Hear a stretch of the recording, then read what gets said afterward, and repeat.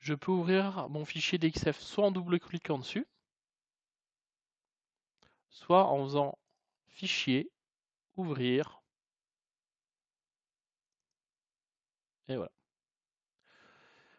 Le Galad n'exporte jamais la forme extérieure des découpes. Donc là, moi, je vais vous faire la taille extérieure, 1400 par 400. Si on a un doute, en fait, ça va être écrit dans Galad, ici. Donc là, on voit que c'est 200-300, donc on devine le 400. 300 et on devine le 1400 au-dessus. Ouais. Je vais me débrouiller pour que mon dessin soit bien dans l'angle. Voilà. Et j'en profite toujours pour dessiner la taille de mon morceau de bois. Souvent qui sera à prendre sur le... Comment ça s'appelle par 1200 je crois. Qui sera à prendre au mètre directement sur la pièce. Donc voilà. Et donc c'est parti. Nous, on a besoin de découper toute la partie intérieure. Donc, je vais faire une opération de contour. Là, on va découper en médium. Donc, je choisis ma fraise médium. Clic droit, générer le parcours d'outils. Là, on voit que je suis du mauvais côté. Affichage, afficher largeur de coupe. Donc, je vais pouvoir changer intérieur, extérieur. Clic droit, générer. Voilà. Par contre, maintenant, il faut que je coupe ma pièce de haut en bas.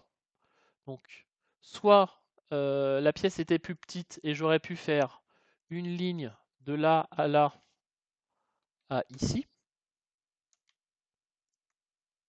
Voilà, et demander à ma fraiseuse de le découper.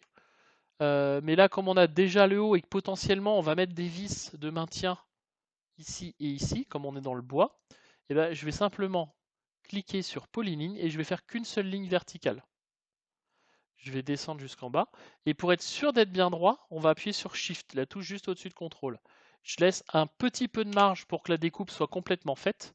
Et avec toujours la touche Shift et les flèches du clavier, je vais remonter de 3-4 mm mon dessin pour être sûr que ma fraise, elle découpe du bon côté, enfin qu'elle découpe bien jusqu'en haut l'ensemble. Donc cette fameuse ligne, je la sélectionne. Je fais l'opération de contour pour elle aussi. Clic droit, générer. Alors, il faut que je sélectionne, pardon, avant que je suis bien en médium 6 mm. Clic droit, générer le parcours d'outils. On voit que je suis du mauvais côté, comme tout à l'heure, si je suis du mauvais côté, intérieur, extérieur. Voilà. Et donc, j'aurai bien une pièce qui fait 1400 de long. Je pense à la renommer MDF 6 mm. Comme ça, quand je vais faire mon export, donc le fichier qui sera compatible avec Mac 3, clic droit, créer le fichier G-code, et il me remet la référence, la taille du brut et quelle matière je vais travailler avec ça. Clic enregistrer. Et je pense aussi à enregistrer mon fameux fichier au même endroit, comme ça je pourrais revenir dessus plus tard.